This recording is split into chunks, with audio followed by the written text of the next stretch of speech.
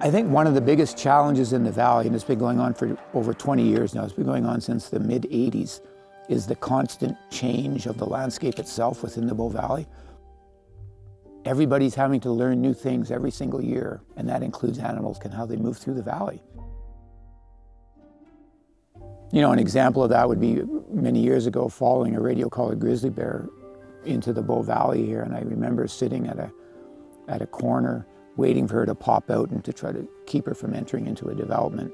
And I remember her popping out onto the edge of the forest and going up on her hind legs and looking around, and what used to be a forest the previous fall was now completely gone and was just a big construction zone. And I just looked at her, and it was like she was thinking, oh my gosh, what happened and what do I do now? And I think it was a great example of how wildlife are really struggling at times to figure out how to move through the valley.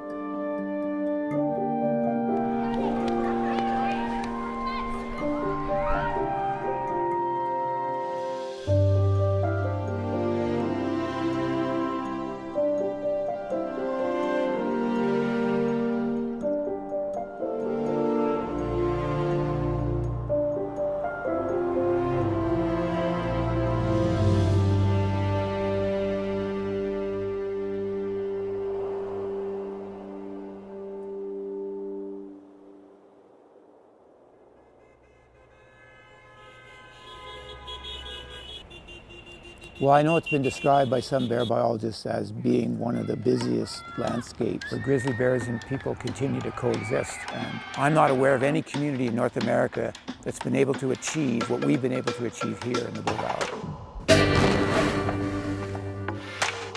So the whole story of bears and garbage in the Bow Valley started back in the 70s.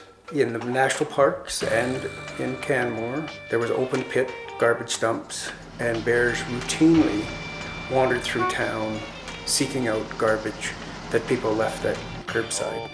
In 1980, I was warden in Banff Park, and we handled 75 bears that summer. That year, they also had a mauling. A single large male grizzly bear mauled 4 people, one of whom eventually died.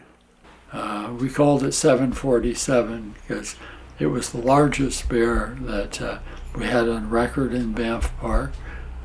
Going at night to feed on garbage from the Caboose restaurant. Leftover steak bones and steaks and chicken bones. So the bear probably been fattening on people's food and garbage for a long time. The 4 who were out fishing ran into this bear at close range while it was resting, and it attacked them.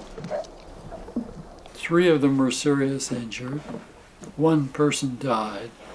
But everybody pretty well agreed garbage and grizzly bears, or garbage and black bears, shouldn't mix, or it was a dangerous mix. And then Parks Canada approved, I forget if it was $1 million or $2 million, to clean up the food and garbage, and they did that. We fast forward out to the early 90s. Canmore had been discovered. The town had gone from 4,000 residents to almost 10,000 residents. There was a group of citizens here in Canmore that were really concerned, that was trying to force town council to do something about bears and garbage in Canmore. We were learning very quickly that there was a strong relationship between how we were managing our waste and the impact it was having on bears and habituating them and attracting them into town and rewarding them. Once that connection was clearly made, then it was, how do we change? What we thought was really fascinating is recognizing that bears can do this, right? But they can't do that. And so that's why the hinge is facing down, because that's something we can do, and the bears have much difficulty doing that. It has not gone through any changes in the last 20 years. And so it really shows the design, the interest, the collaboration really worked.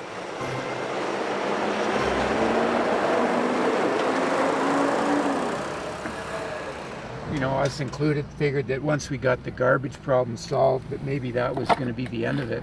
And then we had bird feeders, and then we got a bird feeder bylaw put in, and that negated the bird feeder issue. But bears are always searching for food, and when one thing becomes unavailable, they move to something else.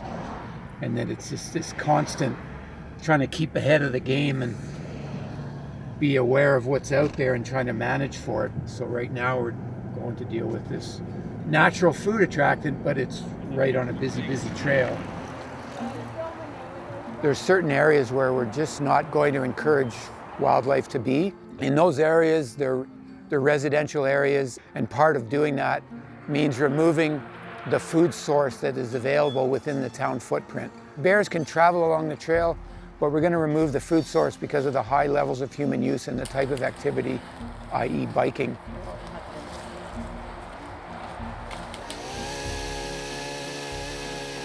Problem is, where we live, bears filter through here quite frequently, but if we leave an attractant out, they then want to stay and they get competitive, and then you have trouble. So we're trying to remove any reason for a bear to stay, just allow it to filter. We only planted the trees because we wanted flowers. We didn't really want the apples. So we're really happy the town is replacing the tree with a flowering tree that won't fruit.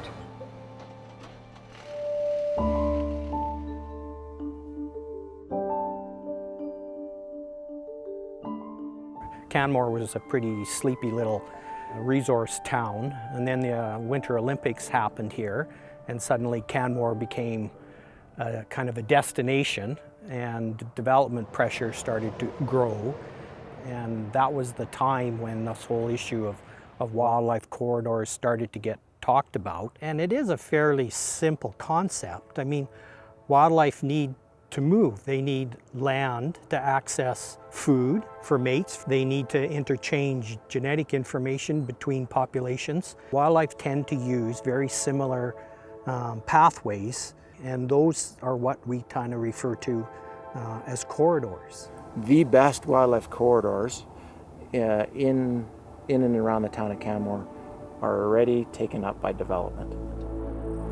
All these discussions, which were just starting in Canmore around wildlife corridors and connectivity, were happening at a time when there are also literally global discussions happening within the field of biology about the importance of connecting isolated populations, so individual national parks and reserves, with regional level corridors. And so if we kind of zoom out from Canmore and look at that, it's, you know, Canmore is actually important in that it's a potential connection between Banff National Park and Kananaskis country.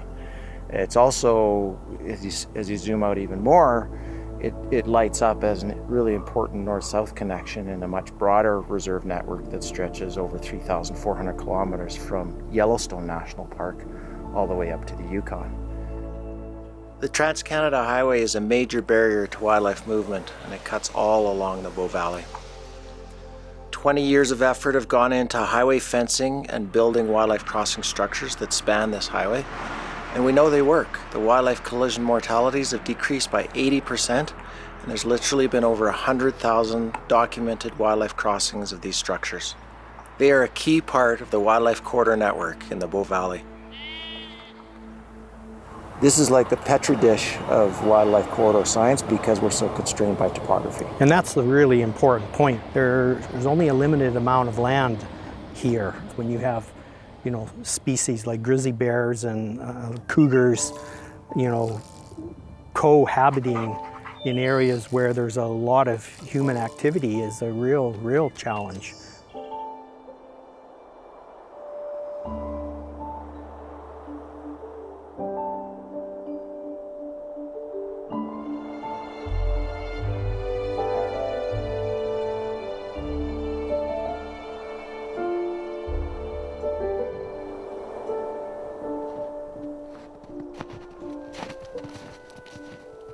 The Town of Canmore Council passed a motion to get a stakeholder group together to look at the issue of people recreating in wildlife corridors and habitat patches. In a year and a half, we've collected more than 1.5 million photos or images, and that involves people and wildlife. But what we're seeing is that 94% of use in these areas is human use. about 61% of them are recreating with a dog.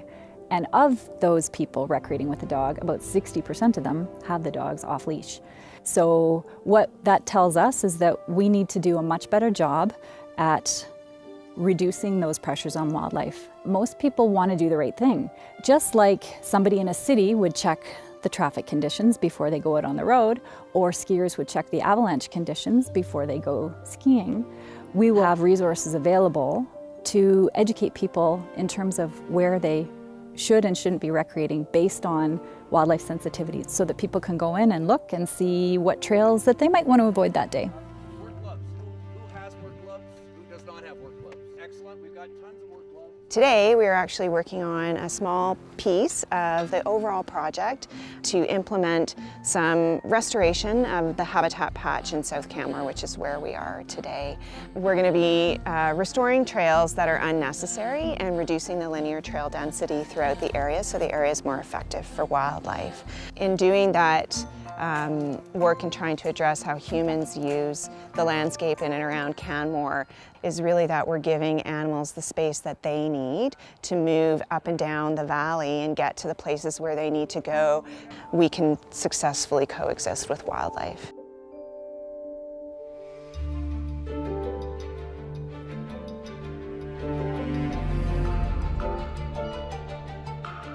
The valley is becoming so busy that there are people now who are choosing to recreate in off hours. And that opens up the whole forest to additional disturbance at a time when wildlife aren't expecting to see people. Around high human use, wildlife will often move under cover of darkness. So once you have people going in with big lights at night at a time that wildlife feels that they should be secure, then you're having a major impact. It's so great to be able to see what species are using this landscape. And for me to be able to know that cougars and wolves and grizzly bears are still using this area makes me very optimistic. But we are approaching a critical point, or we may even be at that critical point, and we need to start taking these steps to conserve wildlife movement through this valley for the long term. And we've still got a lot of work to do. We're not there yet.